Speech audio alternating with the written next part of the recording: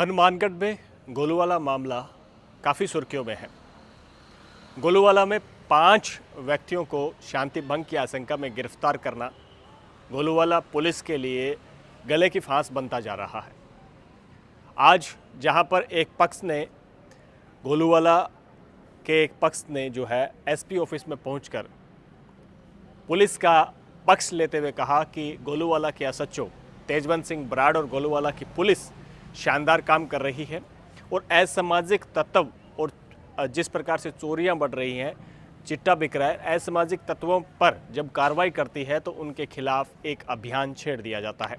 यानी सीधे तौर पर उन लोगों का आरोप ये था कि जो व्यक्ति गोलूवाला पुलिस पर या गोलूवाला एसएचओ या गोलूवाला कांस्टेबलों पर जो आरोप लगा रहे हैं वो असामाजिक तत्व है या फिर किसी अवैध कारोबार से जुड़े हुए हैं। उनका सीधा सा आरोप इस बात से ये प्रतीत होता है। और दूसरी तरफ आज ही के दिन दूसरा पक्ष फिर आता है जिसमें डीवाईएफआई के रामपाल जिसके साथ मारपीट हुई है। ऐसा बताया गया, कथित तौर पर मारपीट पुलिस के द्वारा की गई है। ये उनका आरोप है, क्योंकि आरोप की प्रामाणिकता तो तभी पता चलती है जब इस पूरे मामले में जांच होती है। दोनों पक्ष आ जाए, पहले पक्ष ने जो कहा वो हमने आपको बताया और दूसरे पक्ष ने आकर ये कहा भी पुलिस जो है उन्हें किस तरीके से 56 दिन का से एक मामला दर्ज नहीं हो रहा था, उस मामले को दर्ज करवाने के लिए विरोध करते हुए जब वो थाने के बाहर धरने पर बैठे तो रामपाल और उसके साथियों को पुलिस अंदर ले गई और उसके बाद उनके साथ मारपीट की गई। रामपाल ने मीडिया के सामने आकर प्रेस कॉन्फ्रेंस करते हुए अपने आंख, मुंह और पीठ पर वो चोट के निशान दिखाए थे, जिसमें ये आरोप लगाया गया कि ये पुलिस की ज्यादती या पुलिस के 3rd डिग्री टॉर्चर की वजह से ये उनके चोट लगी है।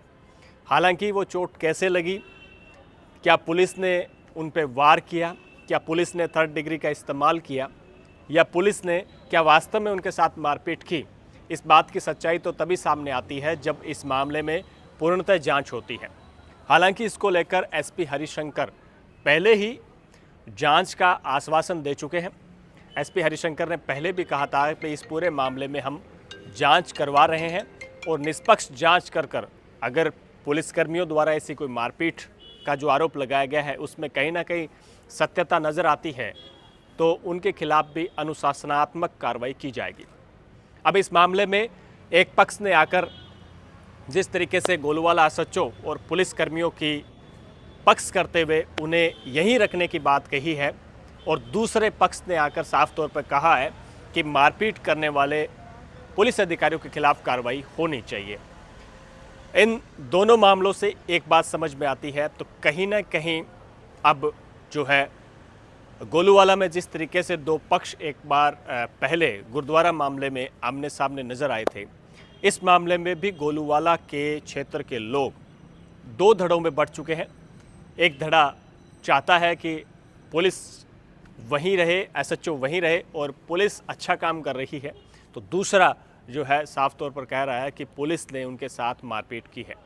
अगर इस मारपीट के मामले में सच्चाई है तो जाहिर सी बात है इस मामले में अगर जांच में प्रमाणिकता पाई जाती है तो कोई ना कोई कार्रवाई संभावित है, ऐसा बताया जा रहा है। अब इस मामले में क्या होगा ये देखने वाली बात रहेगी। इस पूरे मामले में निगाह पुलिस से लेकर तमाम लोगों की टिकी हुई है, क्योंकि जिस तरीके से एक पक्ष ने साफ तौर पर कहा कि असामाजिक तत्वों या अवैध कारोबार करने वाले लोगों को पुलिस की कार्रवाइयाँ पच नहीं रही है या पुलिस की जो कार्रवाइयाँ कर रही है उसका जो विरोध किया जा रहा है वो सिर्फ असामाजिक तत्वों द्वारा किया जा रहा है।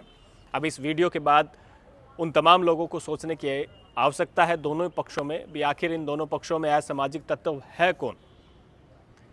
हम लगातार इस खबर को लेकर अपडेट देते रहेंगे। अब इस मामले में जांच के बाद ही पर्दे खुल पाएंगे भी आखिर सच्चाई क्या है। हनुमानगढ़ से मेरे सहयोगी जसविंदर के साथ कुलदीप शर्मा।